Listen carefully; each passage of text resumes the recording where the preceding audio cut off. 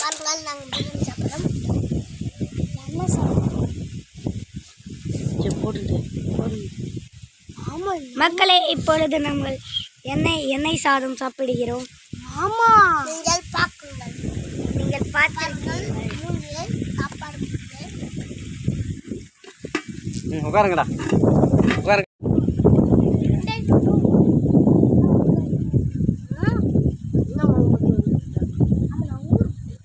ஊருக்கு போனா நாங்கள் தான் ஊருக்கு போகிறோம். நீங்க தான் இருக்கீங்க. சென்னை அதுவும் ஒரு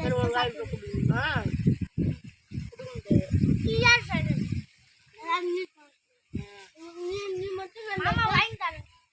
நீ மட்டும் வந்தாதா நான் எனக்கு சூப்பர். மட்டும் 2 வயசா